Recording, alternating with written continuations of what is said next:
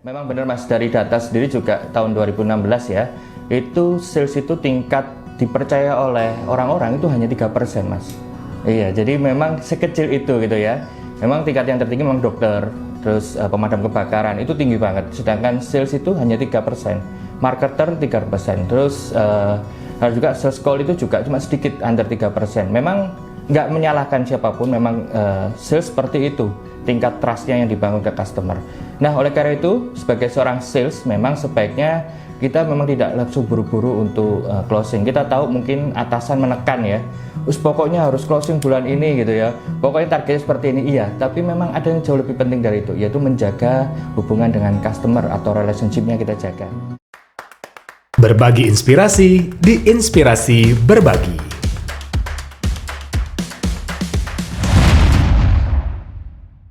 Assalamualaikum warahmatullahi wabarakatuh. Halo Sobat Inspirasi, ketemu lagi kita di Inspirasi Berbagi.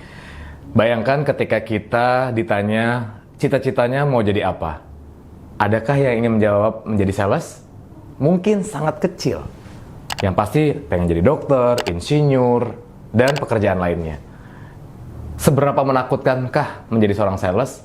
Bagaimana kita bisa menghadapi tantangan untuk menjadi seorang sales? Selengkapnya kita akan cari tahu oleh sosok yang sangat luar biasa, yaitu Mas Jeffrey Yusnata, seorang sales consultant. Selengkapnya hanya di Inspirasi Berbagi. Selamat menyaksikan. Bismillahirrahmanirrahim. Assalamualaikum warahmatullahi wabarakatuh. Halo Sobat Inspirasi, perkenalkan saya Jeffrey.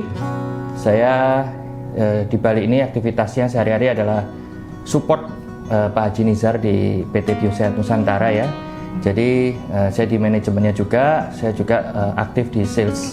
Selain itu, saya juga aktif dan juga bergabung dalam Eccentric, jadi sebuah konsultan dan trainer dalam bidang customer experience. Jadi memang saya lebih banyak fokus pada hal yang berhubungan dengan sales dan juga customer experience. Jadi gini Mas, sebelumnya memang dari tahun 2010 saya memang aktif sebagai seorang sales ya. Dari mulai kuliah itu lulus langsung keterima kerja, langsung menjadi sales admin, dan alhamdulillah sampai sekarang masih berkecimpung lah di dunia sales gitu. Namun sejak tahun 2022 saya kenal dengan Coach Aris. Dia adalah ownernya Eccentric ya, dan beliau yang menginformasikan sekaligus memberikan saya inspirasi, ngajarin juga gimana sih cara untuk menjadi sales yang nggak hanya sekedar hard selling. Karena memang terus terang Mas, saya dari tahun 2010 itu teknik yang saya gunakan itu, kalau orang bilang hard selling itu benar-benar sangat hard gitu ya.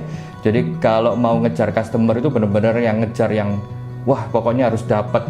Bahkan beberapa teman-teman juga banyak yang ngingetin gitu ya, kamu kalau sebelum ketemu orang itu auramu jangan yang buru-buru closing gitu kan, ajak ngobrol dulu gimana gitu kan. Dan ini yang nggak bisa saya hilangkan dari beberapa tahun, karena memang secara teknikal seorang sales yang saya pahami adalah mendapatkan closing sebanyak-banyaknya. Namun setelah bertemu dengan Coach Aris ya, di Eccentric saya diberikan kepercayaan untuk menjadi konsultan, dan mulailah pola-pola itu berubah ya. Gimana caranya kita melakukan sales, pendekatan ke customer itu nggak sekedar hard selling, soft selling, tapi ada experience di dalamnya. Jadi membuat sales yang experience itu, yang penting membuat customer itu nyaman dulu ya, nyaman, terus kenal dekat dengan kita. Setelah itu mendapatkan wow experience-nya, wah ternyata dekat dengan sales ini tuh nggak dikejar-kejar terus loh, tapi ada waktunya untuk kita kapan melakukan pendekatan, kapan waktunya untuk closing, dan kapan waktunya untuk nggak closing dulu deh, mundur dulu. Jadi memang kita harus benar-benar menjaga experience-nya gitu Mas. Memang benar Mas, dari data sendiri juga tahun 2016 ya, itu sales itu tingkat dipercaya oleh orang-orang itu hanya 3% Mas. Iya, jadi memang sekecil itu gitu ya.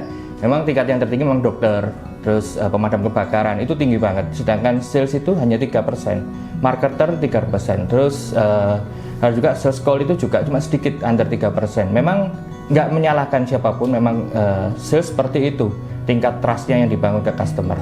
Nah, oleh karena itu sebagai seorang sales memang sebaiknya kita memang tidak langsung buru-buru untuk closing. Kita tahu mungkin atasan menekan ya, pokoknya harus closing bulan ini gitu ya, pokoknya targetnya seperti ini. Iya, tapi memang ada yang jauh lebih penting dari itu, yaitu menjaga hubungan dengan customer atau relationship-nya kita jaga. Jadi bagaimana cara kita menyapa customer ya, kalau bisa dibilang kapan sih waktunya upselling ya kan, kapan waktunya cross selling, kapan waktunya untuk follow up, itu benar-benar kita desain. Kita nggak mungkin follow up setiap hari, bahkan yang bikin agak emosi kalau tiap hari WhatsApp-nya itu aja gitu ya. Itu memang agak berat. Tapi nggak usah khawatir, saya dulu juga seperti itu. Waktu di Sasa Herbal yang dulu gitu ya, tim CSS seperti itu. Hampir setiap hari, bahkan ada yang satu hari itu beberapa kali ngingetin untuk melakukan transaksi pembayaran gitu ya. Namun setelah mengerti mengenai, oh ternyata customer nggak seneng loh diginiin, customer itu nggak cocok kalau kita kejar-kejar terus. Akhirnya sekarang di Sasa Herbal pun saya juga sudah menerapkan untuk melakukan relationship-nya. Jadi hubungannya bukan lagi transaksional, tapi hubungannya benar-benar relationship, bangun kedekatan, gitu Mas. Ya, pertanyaan Mas Wani ditanyakan oleh banyak orang juga ya. Jadi nggak usah khawatir Mas.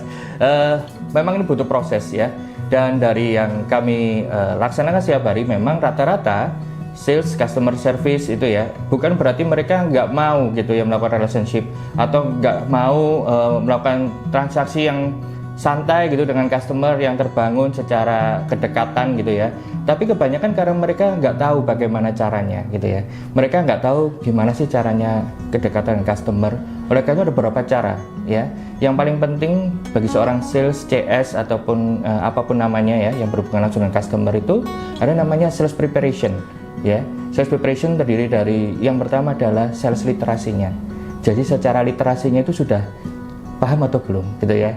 Kita lagi berhadapan dengan customer yang seperti apa.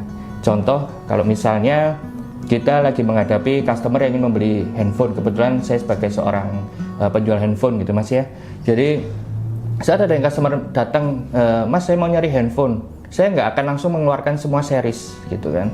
Yang biasa memang seri ini bagus gitu kan, sehingga customer itu merasa, oh bentar saya jadi kebingungan juga gitu kan, karena memang goalsnya adalah segera terjual. Tapi kita tanya dulu, kalau boleh tahu keinginannya seperti apa Pak, itu yang bisa dibilang sebagai keinginan terdalam. Apa yang menjadi keinginan terdalam customer itu seorang sales harus mencatat dan harus mengetahuinya. Kalau mengetahui saja dampaknya kurang, karena kadang lupa, kadang kalau ketemu customer kan tegang gitu ya, makanya perlu dicatat. Nah, pencatatan inilah seperti apa sih keinginan terdalam customer. Oh, ternyata nyari handphone itu tidak sekedar untuk alat telekomunikasi aja. Siapa tahu customernya pengen banget mempunyai handphone ini untuk bikin konten, sehingga kita bisa mengarahkan handphone mana, seri apa yang cocok untuk pembuatan konten. Oh, mungkin mau bikin apa Pak untuk handphonenya, bikin konten kah atau buat kado anaknya masih SMP. Nah, disitulah customer merasa, oh iya ya ternyata keinginanku itu nggak sekedar beli handphone, aku juga pengen bikin konten. Baik Pak, kalau memang bikin konten, ini ada yang handphone kameranya bagus, barangkali seperti itu ya. Untuk editing cut-nya juga cepat gitu. Untuk uploadnya juga cepat, kualitasnya nggak menurun. Nah, inilah bisa membuat salah satu teknik yang digunakan untuk membangun kedekatan dengan customer, yaitu mengetahui keinginan terdalamnya. Dan itu tercatat rapi dalam sales literasinya Mas. Dan masih banyak preparation, termasuk gimana nanti role play-nya, gerakan tangannya, bagaimana cara untuk upselling, cross-selling-nya gitu ya. Gimana walaupun kita nanti follow up-nya seperti apa, apakah 2 hari sekali atau 5 hari sekali, kita ketemu customer seperti apa, apakah pemarah, pendiam gitu. Mungkin barangkali sobat inspirasi di sini punya tim CS gitu ya, yang customernya PPP gitu aja, atau barangkali habis di chat hilang gitu kan. Nah, itu kapan waktu untuk menghubungi kembali? Itu memang semua harus diliterasikan, harus ada preparationnya, sehingga next akan lebih mudah. Kalau ketemu dengan case yang sama dan siap untuk menghadapi itu, semua tim CS bisa, karena memang sudah dibukukan dan semua tim sudah punya manual booknya, atau kita menyebutnya sales literasinya itu. Benar Mas Oman, jadi tahun 2010 ya, waktu saya pertama kali ditawarin kerjaan menjadi sales admin dan sales canvassing di tahun 2011, itu memang menakutkan itu ya.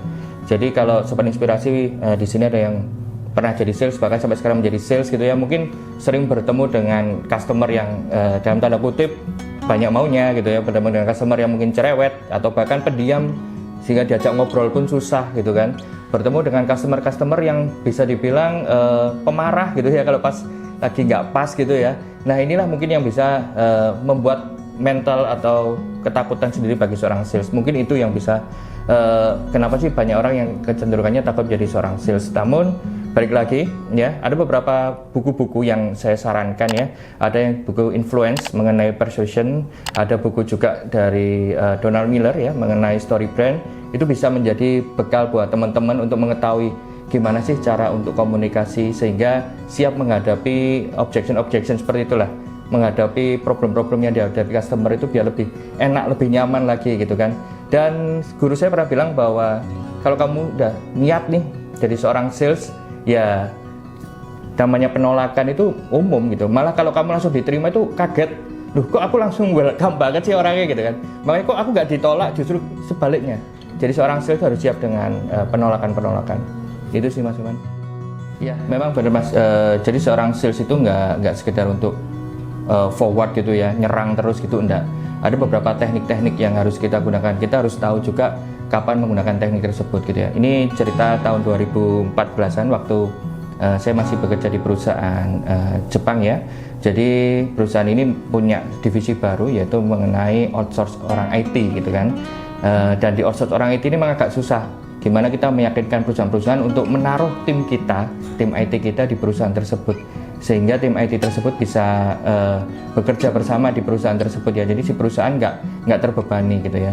Dan untuk menawarkan itu memang cukup susah gitu ya.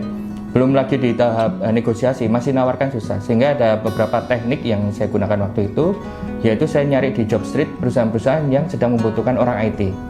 Dari situlah saya mulai masuk satu persatu untuk menawari. Jadi memang kita harus tahu dulu apa sih problem utama dari perusahaan.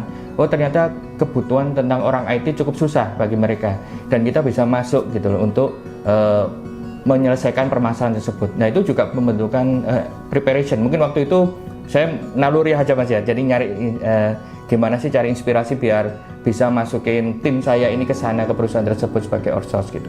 Itu yang cukup tricky gitu ya, tapi cukup berhasil karena kita tahu apa problem utama dari customer tersebut atau perusahaan tersebut, dan kita bisa menyelesaikan dengan teknik-teknik yang seperti itu. Jadi itulah caranya untuk membangun relationship-nya di sana. Jadi memang nggak langsung sekali langsung butuh ya, tapi memang ada pendekatan, telepon dulu, sesusah apa sih nyari orang IT, kebutuhan orang IT-nya seperti apa, keinginan orang IT seperti apa gitu ya. Dan tahun 2017 itu juga mungkin Mas Iman juga tahu ya, dan Sobat Inspirasi juga mengenal Coach Hendra juga dari BOC gitu ya.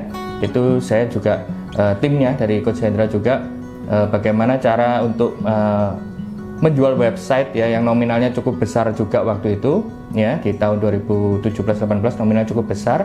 Itu juga terjalin dengan dalam tanda kutip saya harus sering mondar-mandir dan jaraknya cukup jauh. Kalau dari sini mungkin sekitar 45 menitan sampai 1 jam lah gitu ya, untuk ketemu orang yang ngobrol, nanyain tentang apapun yang nggak ada hubungannya dengan perusahaannya gitu. Jadi nanya perkebunannya bagaimana, menanyakan mengenai aktivitas sehari-hari seperti apa, sehingga ada titik di mana orang tersebut akhirnya deal dan mau bekerja sama dengan BOC waktu itu. Iya Mas, jadi memang sales itu memang ada tahap-tahapnya gitu ya. Dan itu sudah diriset oleh David Sandler ya. Jadi memang sales itu bukan sekedar ya udah pokoknya jualan gitu. Enggak, ternyata ada tahap-tahapnya. Mungkin Mas Soma nanti akan saya coba gambarkan berupa diagramnya ya. Jadi ada yang paling dekat itu ya. Jadi memang ada sumbu X sama sumbu Y. Yang paling dekat dari sumbu X sama sumbu Y. Jadi sumbu X ini adalah expertise, kemampuan si sales dalam memahami dan mengerti produk yang dia jual, memahami tentang perusahaan yang sedang dia support gitu ya. Dan sumbu Y-nya adalah relationship, kedekatan dengan customer. Yang paling dekat, yang paling bawah nih dari sumbu X sama sumbu Y ini ada yang namanya taker order. Taker order ini adalah sales yang hanya sekedar ya udah kalau ada orderan titik gitu aja ya dikerjakan gitu kan, dan nggak ada relationship-nya sama sekali karena memang di sumbu Y-nya itu relationship-nya paling bawah. Jadi memang benar-benar nunggu customer gitu ya. Jadi oh ya Mas minta tolong ambilin ini, oh ya mau pesen apa, rata-rata seperti itu. Itu hanya di tahap take order yang paling bawah. Secara expertise, pemahaman mengenai produknya juga nggak paham-paham banget. Yang penting ya udahlah dikerjakan apa yang dibutuhkan oleh customer. Naik di atasnya lagi ada yang namanya product seller. Secara kedekatan ya paling tahu namanya dan mulai ngajak ngobrol mengenai problemnya apa Pak, kendalanya apa, ada solusi yang bisa kita bantu, hanya sebatas itu. Dan namanya juga product seller ya, jadi hanya menjual produk, pemahamannya atau expertise-nya itu hanya sebatas dari pengetahuannya saja tentang product knowledge gitu ya. Yang ketiga adalah ada yang lebih tingkatan lagi, dan ini yang selalu saya sampaikan berulang-ulang bahwa teman-teman kalau bisa di tahap inilah gitu ya. Ada yang namanya konsultannya. Jadi di produk konsultan ini memang benar-benar sudah tidak lagi membahas mengenai gimana sih solusi yang diberikan, tapi benar-benar sudah mengetahui apa keinginan terdalam customer, masalah-masalah apa yang sedang dihadapi customer, non produk gitu ya. Masalah non produk apa sih? Misalnya customernya, saya belum dapat izin nih dari suami, gimana cara kita untuk menyampaikan? Saya dapat pengaruh nih dari mertua saya sehingga nggak beli di sini gitu. Itu kita udah harus bisa handling problem-problem tersebut. Jadi bukan lagi masalah tentang produknya, tapi masalah di luarnya, atau kita menyebutnya masalah eksternalnya, atau bahkan masalah internalnya. Bener nggak ya produknya ini cocok buat saya? Nanti bikin ketagihan nggak kalau saya pakai produk ini? Nah ini sebagai seorang konsultan kita harus bisa memahami kira-kira customer saya itu butuh apa. Dan tentunya pastinya expertise-nya ini yang pasti lebih pro lagi. Nggak hanya tahu product knowledge, tahu value knowledge, bahkan tahu authority-nya seperti apa gitu ya. Tahu authority ini seperti mengetahui testimoni-testimoninya seperti apa, orang yang sudah menggunakan seperti apa gitu ya, empati yang digunakan dan lain-lain. Sehingga saya selalu mendorong teman-teman ya, yang terutama dalam pendampingan saya di sales itu untuk di tahap ini, di tahap konsultan ini. Jadi memang benar-benar bisa ngasih informasi yang lebih akurat lagi ke customer. Jadi seperti itu Mas. Dan tahapan-tahapan lainnya pun lebih tinggi lagi. Tapi ini memang membutuhkan jam terbang dan waktu yang tinggi juga gitu Mas. Jadi Sobat Inspirasi, untuk menjadi seorang sales itu memang secara di luaran sana ya pasti menakutkan, mengerikan gitu ya. Namun sebenarnya enggak, asalkan kita persiapannya kuat, atau kita menyebutnya sales preparation-nya mateng banget gitu ya. Apa aja sih sales preparation? Yang pertama, kita tahu bagaimana cara ngobrol dengan customer, atau literasi kita udah cukup mumpuni gitu ya. Yang kedua, bagaimana cara kita bersikap, itu juga harus dilatih, role play-nya seperti apa. Atau bahkan kita sering menyebutnya bukan role play, tapi real play-nya. Jadi benar-benar kegiatan kita untuk menghadapi customer seperti apa. Dan tentunya ya, customer tuh nggak seneng kalau kita terlalu terlihat menjual gitu ya. Kita harus ngasih experience yang luar biasa. Ada istilah namanya under promise over experience, atau kita menyebutnya ya janjinya biasa-biasa aja, tapi kita kasih experience yang luar biasa. Sekian dari saya, Sobat Inspirasi. Terima kasih. Wassalamualaikum warahmatullahi wabarakatuh. Jadi Sobat Inspirasi, dari seorang Mas Jeffrey kita bisa belajar banyak bahwa mungkin di awal kita takut sekali menjadi seorang sales, tapi ketika kita akhirnya terjun ke dunia sales, kita belajar banyak. Ternyata sales itu banyak sekali manfaatnya. Mungkin dari seorang sales admin sampai akhirnya bisa menjadi seorang supervisor, dan sekarang seperti Mas Jeffrey menjadi sales konsultan. Percayalah bahwa sales itu adalah ujung tombak dan bagian terpenting dalam sebuah perusahaan. Jadi banggalah menjadi seorang sales. Semoga Sobat Inspirasi mendapatkan banyak insight dari tayangan hari ini. Dan tentunya kita akan ketemu lagi di episode berikutnya. Jangan lupa untuk subscribe, like, share, komen sebanyak-banyaknya, sehingga Sobat Inspirasi lainnya mendapatkan inspirasi juga di kita semua. Dan kita ketemu lagi di lain kesempatan. Saya Om Andrea diundur pamit. Wassalamualaikum warahmatullahi wabarakatuh. Sampai jumpa. Berbagi inspirasi di Inspirasi Berbagi.